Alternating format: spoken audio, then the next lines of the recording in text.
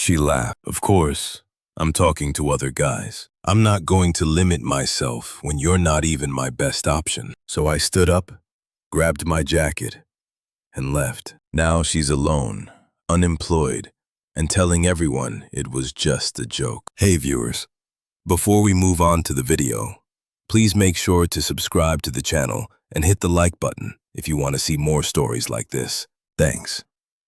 The garlic and rosemary scent from the roasted chicken filled our apartment, a smell I'd always associated with contentment. I'd gotten home early, tidied up the living room, and even put the wine she liked in the fridge to chill. It was a Tuesday, but Tuesdays could be special if you decided they were.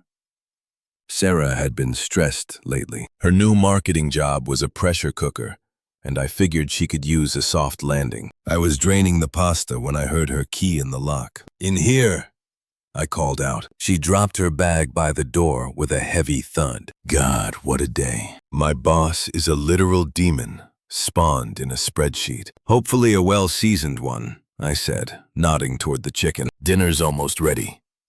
I got that Pinot Grigio you like. She offered a tired smile, but it didn't reach her eyes. You're a saint, Alex. Seriously. She flopped onto a stool at the kitchen island, scrolling through her phone immediately. The blue light washed over her face, highlighting the fatigue. This was our rhythm. I was the anchor. She was the kite. I liked being the anchor. I liked building a home for us, a place of quiet consistency amidst the chaos of her world. I remembered missing my best friend's bachelor party weekend to help her paint this very apartment, my clothes speckled with morning mist gray. She'd kissed my cheek and said, "This is ours.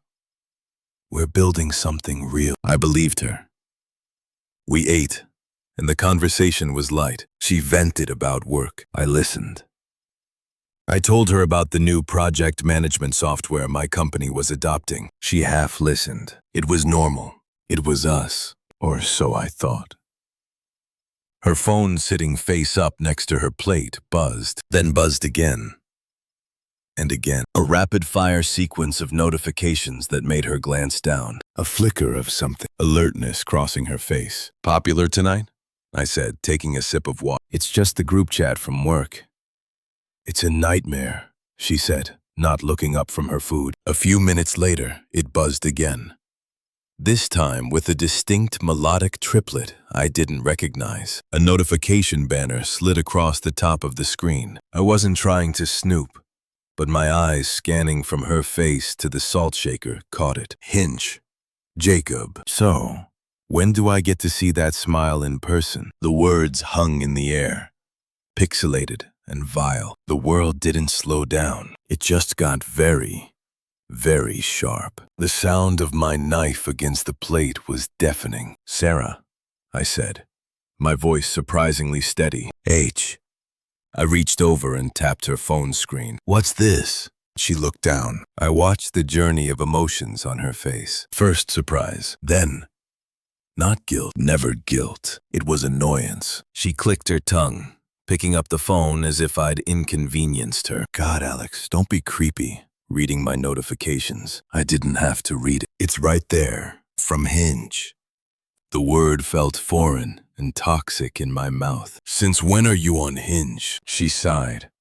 A long-suffering theatrical sound. She placed the phone face down, but made no move to explain it away. She just looked at me, a challenge in her eyes. The cozy domestic bubble we'd been in had popped, and the cold air of a different reality was rushing in. "I thought we were exclusive," I said, the statement feeling foolish and naive the moment it left my lips. "I'm not on any apps. I'm not talking to anyone else." And then she laughed. It wasn't a happy laugh or a nervous one. It was a short, derisive burst of air, condescending and sharp as a razor. It was the laugh you'd give a child who just asked if magic was real. "Well, that's your choice, isn't it?" she said, her voice dripping with a smugness that made my stomach turn. Of course I'm talking to other guys. I have to keep my options open. I just stared, my mind unable to process the casual cruelty. She leaned forward, her eyes sparkling with a sense of superiority. "Look, It's just the modern world, Alex.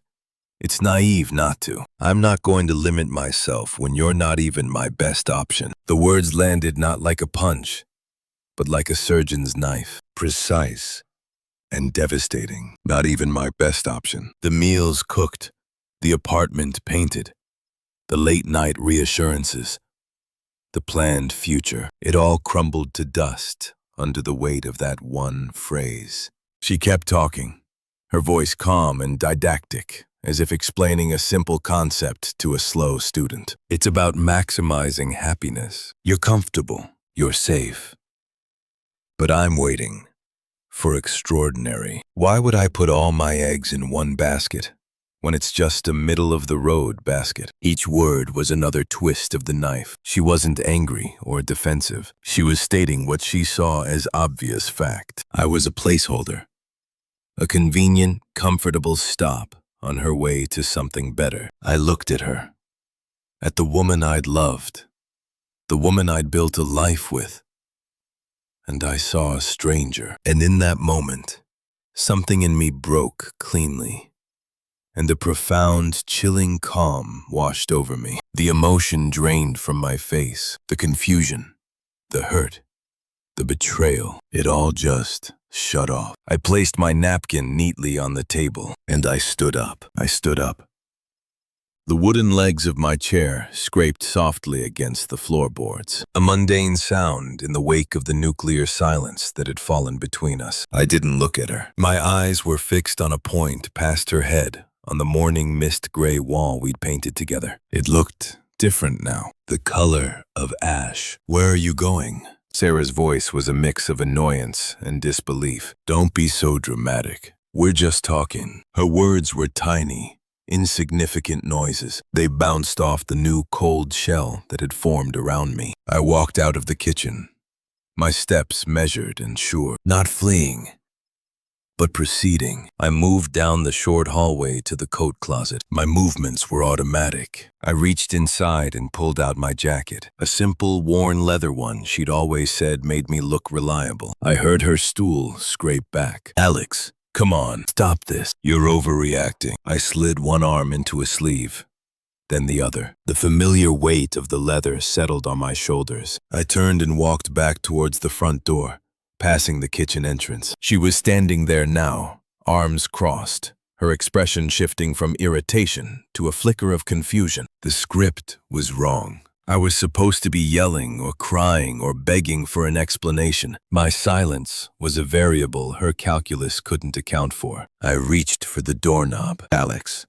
Her voice sharpened. We are not done talking. My hand paused on the cool metal. I turned my head just enough to see her from my periphery. I didn't meet her eyes. No, I said, my voice flat, devoid of the tremor she must have expected. It was the tone you'd use to state the time. We're done talking. I opened the door and stepped out into the cool hallway of our apartment building. I pulled the door closed behind me. There was no slam. No final dramatic punctuation, just the soft, precise click of the latch engaging. It was the most definitive sound I had ever heard. I didn't take the elevator. I walked down the 3 flights of stairs, my footsteps echoing in the concrete stairwell. My mind wasn't racing. It was blank. A pristine white whiteboard, wiped clean of the future we'd drawn on it. I got into my car, started the engine, and drove. I didn't know where I was going. I just knew I was leaving. 20 minutes later, I pulled into the brightly lit parking lot of a 24-hour supermarket. The fluorescent lights were antiseptic, bleaching the world of color and emotion. I walked inside, the automatic doors swooshing open. I grabbed a basket. I moved through the aisles with a detached focus. Toothbrush, toothpaste, a phone charger, because mine was still plugged into the wall next to the bed I would never sleep in again. A pack of boxer briefs, a single plain t-shirt, deodorant. It was like assembling a survival kit for a trip I never planned to take. Each item was a brick in the wall between my old life and whatever came next. At the checkout, the cashier gave me a tired smile. Find everything all right? Yes, I said. Thank you. My voice sounded normal. It was the most bizarre thing of all. I drove to the first mid-range hotel I saw off the highway. The lobby was quiet, beige, and anonymous. A young man at the front desk looked up. "Help you. A room for one night. King or two queens?" "King is fine." The transaction was swift, impersonal. I paid with my card. My card, not the joint account we used for groceries. My key card was a light plastic square that granted me access to a temporary neutral space. Room 214. The room was exactly what I needed. Devoid of history. Beige walls. A generic landscape painting. A desk. A bed. I placed my supermarket bag on the desk. I took off my jacket and hung it in the empty closet. I sat on the edge of the bed. The silence was absolute. And in that silence, the pain arrived. But it wasn't a sharp, screaming pain. It was a deep, profound ache of dissolution. The US I had known. The future I had meticulously built in my mind. The house, the kids, the growing old. It hadn't just ended. It had been revealed as a fiction. I hadn't lost a partner. I'd lost the character I thought she was playing in my life. The betrayal was less about her talking to other men and more about the annihilation of my reality. I didn't cry. I just sat there in the quiet, sterile room and let the new truth settle over me. I was no one's anchor. I was just a man in a hotel room. I laid down on the king-sized bed in the center of it, claiming the space. The silence was no longer oppressive. It was mine. It was the sound of a story ending, and the blank, empty page of the next one waiting to be written. And for the first time that night, I took a full, deep breath. The silence lasted 14 days. It wasn't an empty silence. It was a productive one. I rented a small furnished apartment on the other side of the city. I unpacked my supermarket survival kit and the 2 suitcases I'd retrieved from the old apartment during a carefully coordinated time I knew Sarah would be at work. The place was a blank slate. Beige walls, a functional kitchen, a view of a brick wall. It was perfect. It was mine. I went to work. I came home. I started running again. The rhythmic pounding of my feet on the pavement. A meditation that cleared the last of the static from my head. The pain had subsided, replaced by a steady, low hum of clarity. I was rebuilding the engine of my life, and I was doing it with my own tools, according to my own blueprint. Then, on a Tuesday evening, a morbid anniversary, my phone, face down on the coffee table, vibrated. Not a call. A text. I finished the paragraph of the book I was reading, marked my page, and then picked up the phone. "Sarah, are you really still ignoring me? It was a joke, you know. You take everything so seriously." I read the words. A joke. The condescending laugh. The clinical dissection of my inadequacies.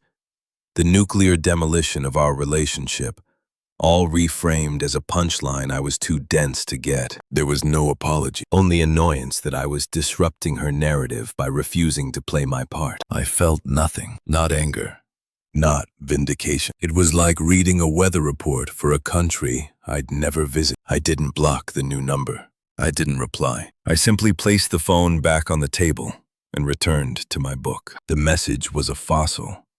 Evidence of a creature that no longer existed in my ecosystem. A week later, my friend Mark called. Mark was a mutual friend, but his loyalty had always been first to the truth. "Dude, you alive?"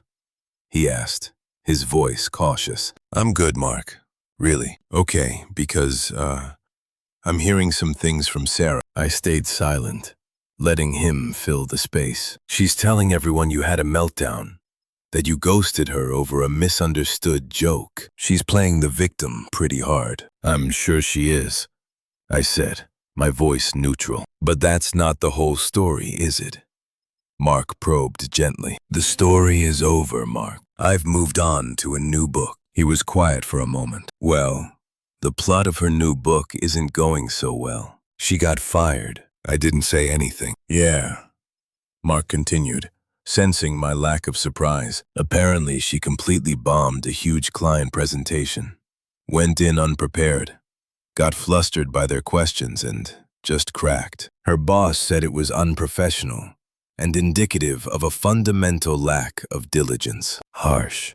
I looked out my window at the brick wall. I remembered the countless nights I'd sat with her at our kitchen table, poring over her slides. I'd play the devil's advocate, asking the tough questions she'd never considered. I'd calm her pre-presentation jitters, talking her down from ledges of anxiety she built for herself. I'd proofread every important email, every report, catching the subtle errors that could derail a professional image. I'd been her editor, her coach, her emotional flak jacket. I thought I was being a good partner. I never realized I was critical, unpaid support staff. She couldn't handle the pressure without you, man, Mark said, echoing my thoughts. She told me she didn't have her usual safety net. I guess that was you. I guess it was, I said. The statement a simple, factual epitaph for a duty I never knew I'd been assigned. After I got off the phone with Mark, the texts began in earnest. The annoyed, dismissive tone was gone,